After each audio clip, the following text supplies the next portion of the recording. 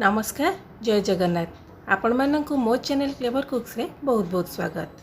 आपण मानक श्रावण मासर प्रथम सोमवार रो बहुत बहुत शुभेच्छा और शुभकामना। ओडिया घरे डालमा तो सब बेले बना जाए आ यह आम ओडिशा रे प्रसिद्ध मध्य किंतु आपण एही भली भाबे डालमा थरे बनेइना देखंतु आपण और आपणक परिवार निहाती पसंद करिवे। तबे चलंतु स्टार्ट करिवे आजिर रेसिपी। मु परिबा मध्य रे एठी आलू सारू झुडंग अमृतभंडा कखारू कांकड़ बैगण पोटल और टमाटो नहीं। मुझे हरड़ डाली मुग डाली बुट डाली और मसूर डाली नहीं। क्वांटिटी ये मुझे सब 2 चामच और 3 चामच मध्य रखी। आपड़ खाली मुग और हरड़ डाली करें कि सबू डाली पकेना करंतु बहुत टेस्टी लगे। एटी मु किछि दालचीनी गोलमरीच गुजराती जीरा और सुखला लंका नहीं आ गोटे इंच अदा को छोट छोट करी ग्रेट करी काटी नहीं। मैं भल भाव भाजी नबा जेपरि कि ता मध्यरु भल वासना आसीबो।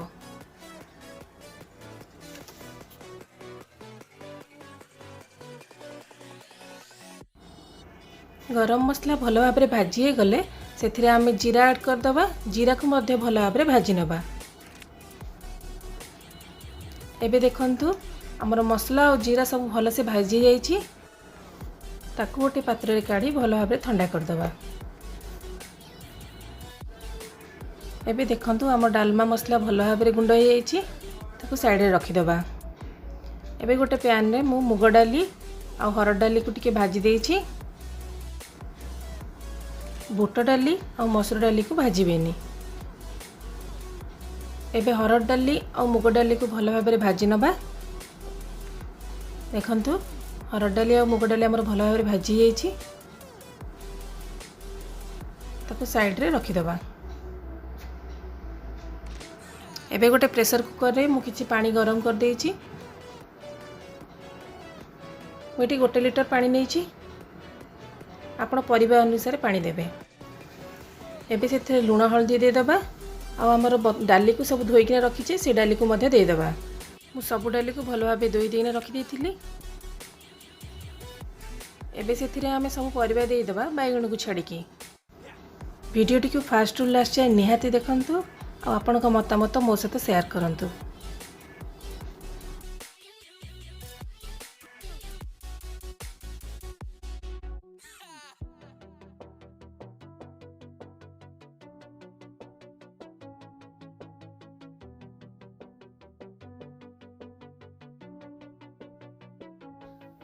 एबे किस समय तक कवर करना छाड़ी दबा।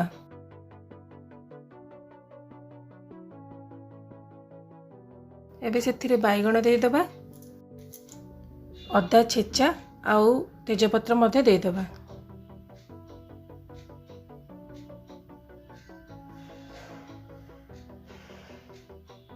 टिके भल भाबे गोळे दबा आउ ताकू 2टा सीटी आसला पर्यंत छाड़ी दबा। फ्लेम मीडियम रखी थे। एबे देखंतु 2टा सीटी हमर हो जाइछि।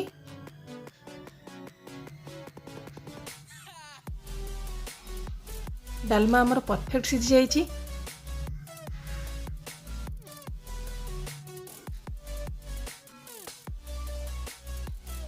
एबे चलंतु छुंका प्रस्तुत करिबा। मोइटी 3 चामच घियो नेछि। आपण रिफाइंड ऑयल रे भी करि परिबे।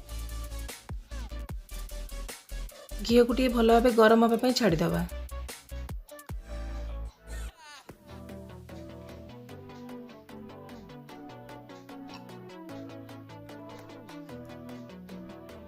घी भल भाव गरम हो जाइछि। एबे सेतिरे पंचफुटण आ सुखला लंका को दे दबा। सेतिरे मु हाफ चामच लंका गुंड देइछि डालमाटा भल कलर आसीबा पई। एबे छुंको को आमे डालमा रे दे दबा। देखंतु डालमा हमर किते सुंदर देखा जाउछि आ या देखिया को जति सुंदर खाया को भी बहुत टेस्टी लगे। एई डालमा को आपण अरा भात सहित सर्व करंतु बहुत भल लागिवो। एबे डालमा मसला मु 1 चामच दे देछि। एई डालमा मसला को आपण एयरटाइट कंटेनर रे 1 मास पर्यंत रखि परिबे। ता खराब होई न थाए। देखंतु आमर सुपर टेस्टी डालमा तैयारी होईची। श्रावण मास माने डालमा तो निहाती तैयारी हबो। आपण यह निहाती घरे बनातु, आपण परिवार लोक खुआंतु एवं से मानु केमती लगिला निहाती मो सहित शेयर करंतु। आशा करूची रेसिपीटी आपनको बहुत भल लागिथिबो।